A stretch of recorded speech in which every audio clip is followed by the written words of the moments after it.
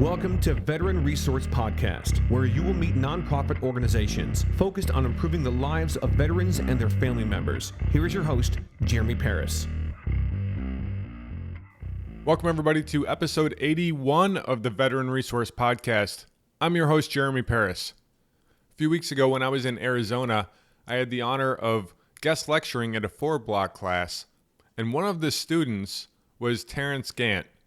And once I heard Terrance's story, I knew that I had to bring him on this podcast as a thought leader. And once you hear his story, you'll realize why. Terrance is such a great guy, and he's an inspiration. When you hear about what it is he's doing and where he came from, I'm pretty sure you're going to understand what I'm talking about. Terrance Gant is a 12-year Marine Corps veteran, deployed to Afghanistan twice and Iraq 3 times, then medically separated from the Marine Corps in 2010. Terrance says that's when the wheels fell off. Extreme drinking because of loss of purpose and nightmares cost him his marriage, kids, and job. February 15, 2015, Terrance even attempted suicide. After months and months of VA care, he started looking to veteran service organizations for help. Wounded Warrior Project got him out of the house. Save a Warrior saved his soul. Team Red, White, and Blue filled the athletic gap in his life. The Mission Continues and Team Rubicon filled the service gap in his life. Today, Terrance is no longer just surviving in life, but he's thriving and dedicated to empowering the lives of veterans and helping them take back their lives. All right, let's jump right in.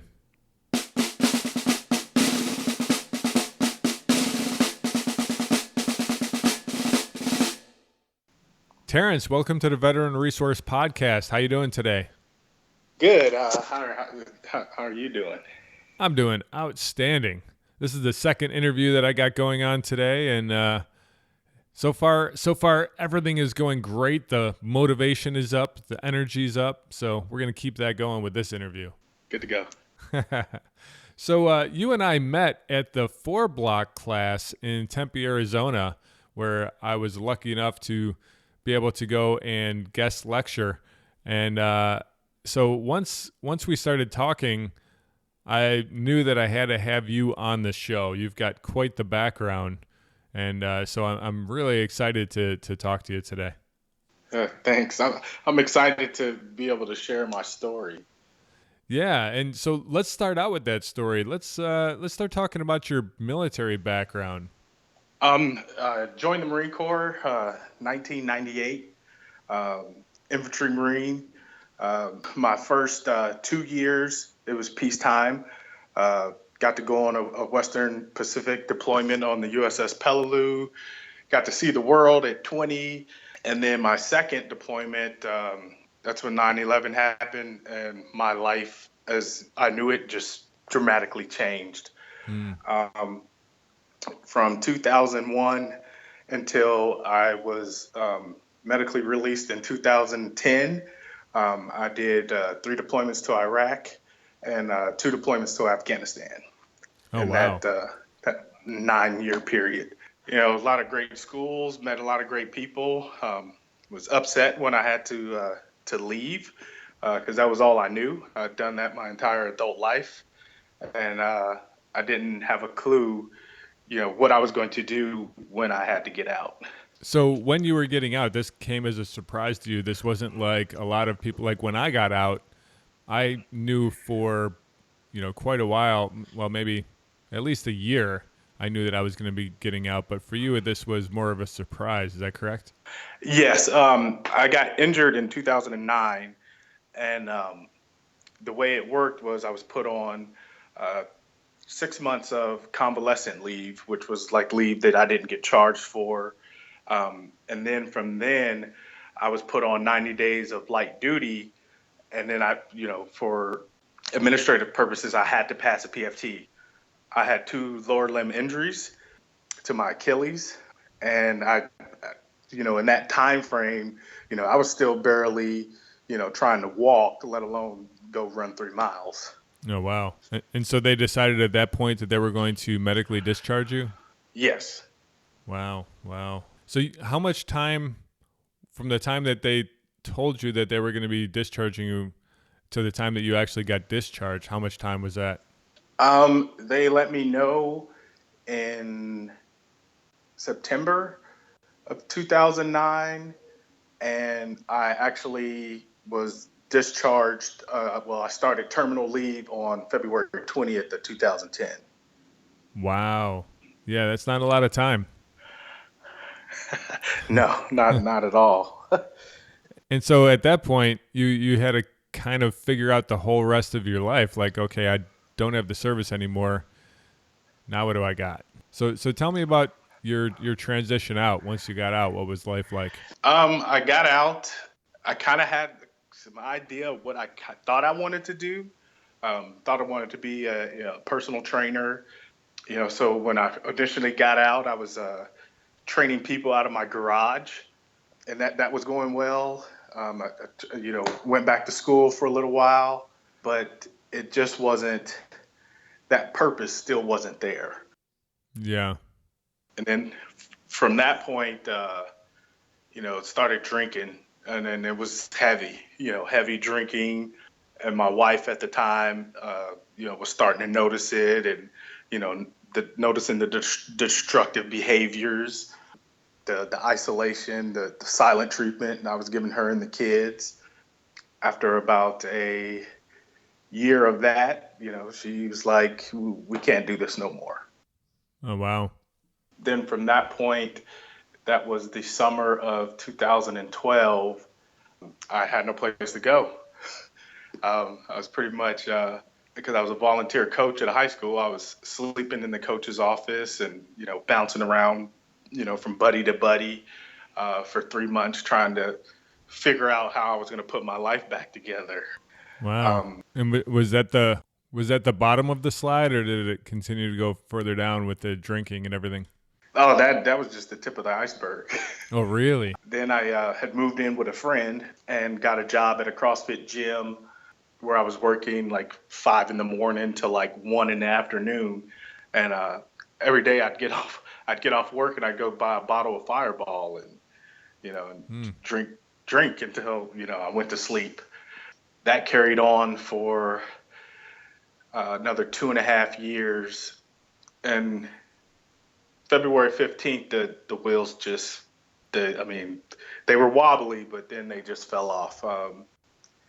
Just was feeling that deep sense of no self-worth.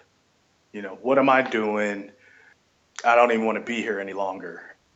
And February 15th, 2015, I attempted suicide. Wow. You were kind of just feeling like, from what I hear, a lot of people identify with the military. When you're in the military, especially you go in right out of high school like I did, you identify, I'm a soldier, or for you, I'm a Marine. And then when you don't have that anymore, you're trying to figure that next thing out. But for a lot of people, they feel like nothing really measures up to it. Is that how you were feeling? Exactly. Like I was trying to tell a friend, coaching high school football kind of gave you that sense of camaraderie, that sense of family, but it really didn't. It still left some voids and some gaps that, we yearn for and we look for, being military guys, getting out. And, so even coaching, even though I was really into it and I loved it, and, a lot of the kids, I still keep in contact with them now that they're, off being adults. It still just didn't fill that gap. So after you attempted suicide, obviously that was not successful. Thank God. So what happened after that? After that, my mother at this point had moved out here to Arizona because she had retired. And, she was like, you need to get help. And I heard all the horror stories about the VA, and, she drove me up there. This was in August of 2015. She drives me up there and I go to the PTSD clinic and, set up an appointment. and we're walking out, and like the emotional floodgates just opened. Like I couldn't even drive. I'm supposed to be driving her, and I'm like sitting in the driver's seat, and I'm just bawling and I'm crying uncontrollably. And she's kind of like, "What's wrong?" And I was like, "Here it is." It's 2015, so I was like 5 years later. Now I'm trying to get help, and all I could think about was all the relationships that I had destroyed, all the friendships I had destroyed.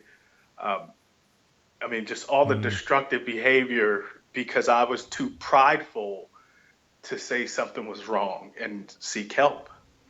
Yeah. And so did the VA help you? They did. I got in pretty quickly, and I started off, I was seeing a psychiatrist. They were trying to get me on meds to control the nightmares. Also, I was, TBI injury, so I was getting these extreme headaches, and I never knew why. I just thought, maybe I needed glasses or something, but, I had TBI, and being in the light for prolonged time would trigger headaches. And so they were, the first month, so August, September, and October was dedicated to every 2 weeks I was coming in, and they were trying to get my meds dialed in. And then on top of that, they're doing blood work. I was seeing a TBI specialist, helping me to remember things, things to try to keep my mind sharp. And then in December, I went through, what do they call it? They call it CORE, but it's like group therapy.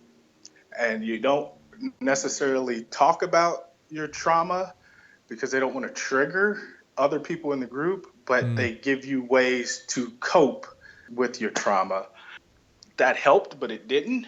And then in December is when I actually got into prolonged exposure therapy, which was one-on-one with me and a psychiatrist working through, the nightmares and what triggers my anxiety and what triggers the flashbacks. And that was 12 weeks of intense therapy, which, included me having to write down what happened, rehashing it, adding emotions that I felt then, and then adding emotions that I feel now, when I talk about it. So that was pretty intense. And then at that point is when my counselor referred me to the Wounded Warrior Project. Gotcha. So I went and signed up with them. I was a little apprehensive because the way that works is every Wednesday they send out this email, and it has all this list of, things they have going on in your area, and you sign up for them. Well, for like 2 months, I didn't sign up for anything because I was just like, I don't know if I'm ready for this. And well, you got to kind of put yourself out there to just to even start there and go the first time. You got to put yourself out there. Yeah. So the first thing I signed up for was in December. They were doing hikes every Saturday, at the different mountain areas here in Phoenix. And, so I sign up and, because the first one was like right down the street from where I was staying with my mom. And I get there and I'm kind of like sitting off in the back and I hear this voice, and it's this deep 100%, New Jersey slang talk. I'm like, man, I know that voice. And it happened to be a guy that I had served with in 3-5, and his name was Dorsey. And I'm like, OMG. Wow. Here's somebody I know. I think I can do this. Nice. So I did that. We did 3 training hikes, and then they bamboozled us into doing the National Trek, which is a 15.5-mile hike throughout the entire South Mountain Preserve. Nice. It was tough. Yeah, you had been away from it for a while at that point, huh? Yeah. I wasn't in the shape that I thought I was in.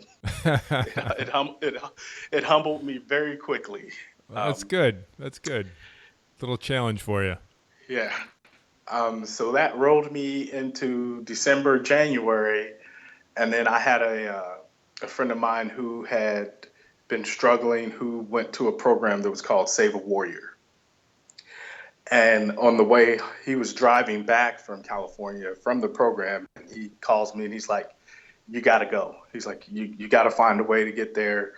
You got to go to this program." And I was kind of like, yeah, okay, I get you. And so the Save a Warrior, is that the name of the nonprofit, or is that just a program that they were running? That's the name of the nonprofit. Okay, Save a Warrior. So then you went and you connected with them? I did not. Their director of operations called me and was like, you've been referred. There was kind of a checklist that they hit, like some questions that they asked. Like the first one is you have to be sober. And if you're not sober, then they'll refer you to some places to help you get sober before you show up. But I was I hit all the wickets, and he's like, "Okay, well, we've got a cohort coming up. We'd really like to see you here." And I was like, yeah, just give me a call and let me know. And I kind of blew him off. And then in January, the creator of Save a Warrior, Jake Clark, he called me. And essentially the conversation was, "Hey, dude, we know, you and I know something's wrong." He was like, "The hardest part is admitting it." He's like, "You need to get your ass out here." And I was like, "Okay, a spade calling a spade." Yeah. Okay. I was like, "I'll be there." And I was scheduled to go at the end of February. So it gave me an entire month to think about this after I've already bought my plane ticket. And I'm like, I don't want to go. How can I figure out a way to get out of this? And it literally, that 6 days changed the rest of my life. And it's funny is the first day you get there, there's a brief and there's kind of like introductions. And the first thing he says is, "This is the first day of the rest of your life." And there was a lot of things he said that first day, that even that first day, February 27th, 2016, that I didn't understand, that I totally understand now. Because he was like, at the end of the 6 days, he was like, "Truly, the only thing I'm going to give you is the wisdom and power to serve others." And, when he said that on day one, I'm like, what the hell does that mean? I was like, I'm here to freaking save myself. I was like, I'm not here to serve others. I was like, crap, what the heck is this? And that's what it is. Huh. That's, When you did graduate from there, did you feel at that point that you had a new purpose? A whole new purpose. So that thing that you've been missing since you got out of the military, you now, after 6 days, you had again. I had that during those 6 days because it was the course is all military and first responders. So it initially helped me to be able to tell my story, be authentic with the story I was telling to people who genuinely cared and had interest and had empathy and compassion for that story. Because our stories were the same. So that gave me the confidence to be able to tell that story without feeling ashamed or guilt. Yeah. So that was that stepping stone, which then when I got home, I was like, okay, well, I've got the internal stuff done. Now what can I do externally?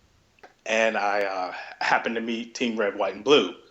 I was like, oh, this is perfect. Their missions, empowering veterans, to connect them to their community through physical, social activities.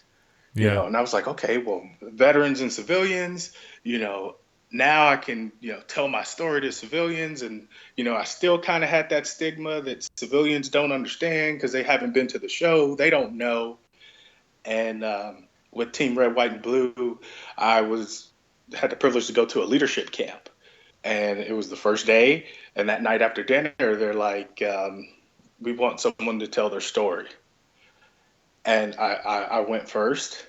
And, I told my story, and it was like people were like, "Oh, we're not going. We're not going to follow that." And but as other people told their stories, whether they were military or they were civilian, I started the light bulb went off Mm, because I heard things in their stories, the lack of purpose, the lack of love for self.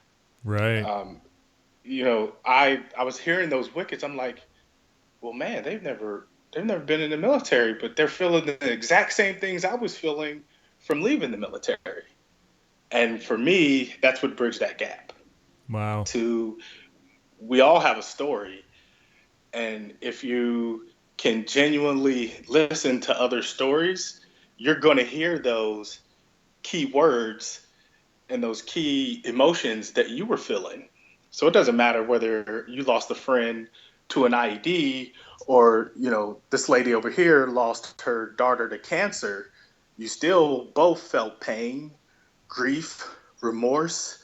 You felt the same thing, even though the situations were totally different. The emotions were the same. Right. So now let's flash forward.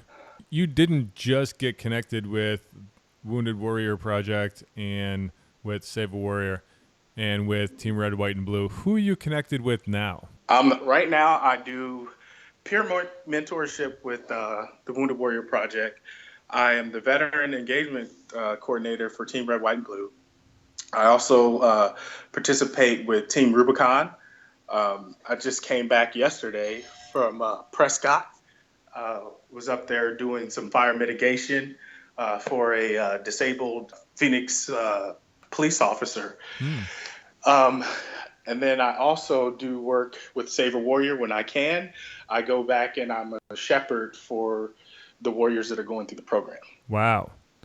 And you're doing a fellowship as well, right? And I'm also a fellow through the Mission Continues.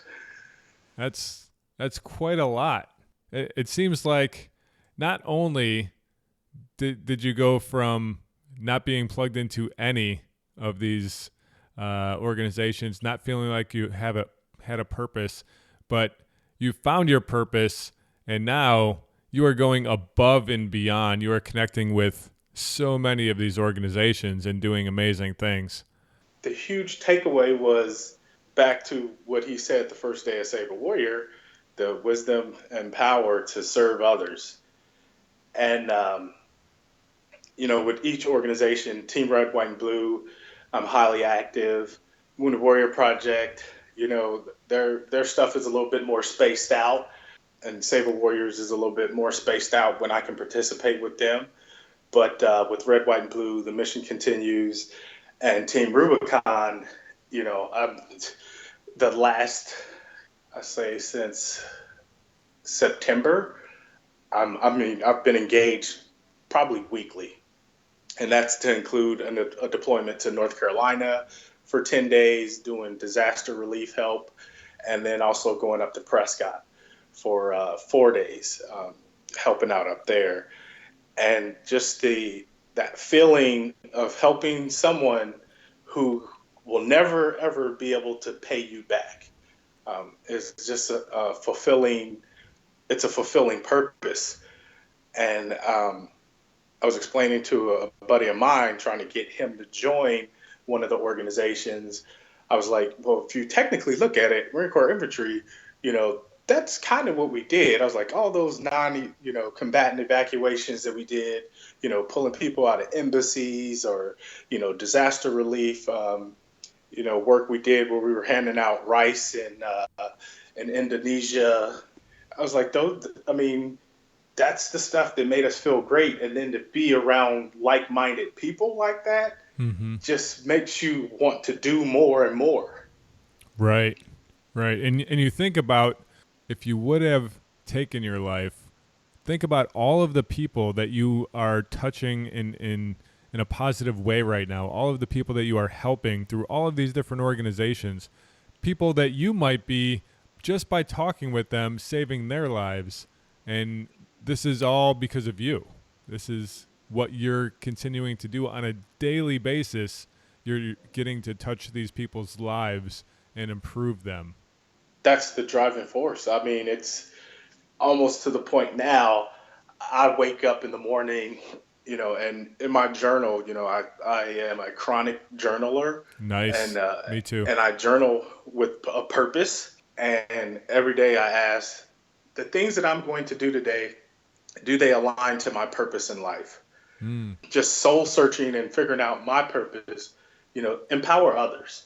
That to me, that's my purpose, to help empower others. Because if someone wasn't there to help empower me, I wouldn't be here right now. Yeah. So that my driving force when I get up out of the bed in the morning is how can I empower others today? Love it. I love it. And this is also a really good fit too. If I understand this correctly, because you are disabled, you're not able to bring in money from a job. Is that correct? Is that how that works? That's it. That's correct. Yes. So when you're volunteering with these organizations, you're still able to go out and do something productive with your day, and you're not just sitting at home by yourself watching TV and drinking and things like that. You're out there performing a job, just not a normal 9 to 5. Exactly. And that's the big part that helps me is, people are like, well, what do you do all day? You don't work. And I'm like, oh, I work. I was like, but it's sometimes it's work that's not for the faint of heart. Mm-hmm. I was like, but it's work. Actually, today, before I left, I had started a donation drive. So a guy I was mentoring through the Veterans Court that I volunteer for, guy was, he was homeless, and Rally Point helped get him into an apartment, but he didn't have any clothes. So I started a clothing drive to, get him some business casual clothes so he can start going on job interviews, and then just get him some clothes, some everyday clothes to just wear. And my drop off point was at the VFW that's down the street from my house. And the girl that was there that, transferred the stuff to me was like, how do you have time to do all this stuff? And it was funny. I was like, the first thing that popped in my head, I was like, meticulous time management. And she's like, well, you need to teach that class because I need to learn how to do that. Yeah, absolutely. We'll have to get you going and creating a class like that. Nice online course for people to sign up to. It's work. I mean, but that's that military background of, writing orders and back planning and, being on time to things. As long as I can meet those wickets, I can do multiple activities. I mean, like last week for the Veterans Day week, I mean, I was to the T. It was like Tuesday, I was at Veterans Court. Wednesday, I did a Veterans Resource Fair at ASU. Thursday night, I was down at the ASU game for Salute to Service. Friday morning, I was at the Veterans Day Parade. Friday evening, I was at the VFW for their celebration. Saturday, we had a Veterans Day 5K. Sunday, I ran in the Rally Point 22 for 22 5K. And it was like, where did this week go? So is that your standard week? That seems pretty packed. It keeps you busy. But like they say, the idle mind can play tricks on you. Right. So I try to stay busy. That's great. What would you say to somebody that's transitioning out right now? They're transitioning out of the military. They might have been planning it for a while, or they might have just found out that they're being asked to leave the military. What advice would you have for them? The biggest thing just have a plan. And it might be a plan that might not work, but when you have a plan, there's steps that you can take. I see now a lot of people get out and they don't have a plan and they try to fly by the seat of their pants. And that's what starts the destructive patterns, because now you feel dejected, you start getting depressed, because you're not finding a job, or you can't get into a school right away that you want to get into. And, you start those destructive patterns of drinking, maybe drugs or, hanging out with the wrong crowd because you're trying to find that gap. And because you didn't really have a plan, you can't find that positive gap. So now you've kind of twinkled off the trail and went with the negative gap. And how about for connecting with veteran nonprofits like you did? Is there a recommendation for people that are just coming out? Yeah, find one, and we have a picture that's floating around on Facebook, and it's got a Team Red, White, and Blue logo, and then there's one with the Team Rubicon logo, and the quote on there says, "Find your tribe and love them hard." These veteran service organizations, they are paramount. Just if it's just the camaraderie of showing up and just being around like-minded individuals, that can give you that breath of fresh air that you might be longing for. And that might be that boost you need to get you going. And there's so many more out there than just the ones that I'm with that do great things. They do great things. Some are small, some are big. But at the end of the day, as long as it's empowering you, then it's getting the job done. Awesome. Well, thank you so much for coming on the show today, Terrance. I'm positive that the listeners got a lot out of your story. And thank you for having me. It's great to be able to share the story because, like I said, people start hearing those keywords and those key emotions, and that's how we connect. And people talk about with the presidential nomination, let's make America strong again. Well, that's how we do it. We have to connect with each other, whether it's military to civilian, civilian to military. We have to be able to connect and stop the divide. That's right. Let's all help each other. Excellent. Well, thank you again for coming on the show, Terrance. And I hope you have a great rest of your day. I'm sure you're going to be pretty busy with one or more of the organizations. Yeah, they keep me busy, keep me on my toes. Thank you.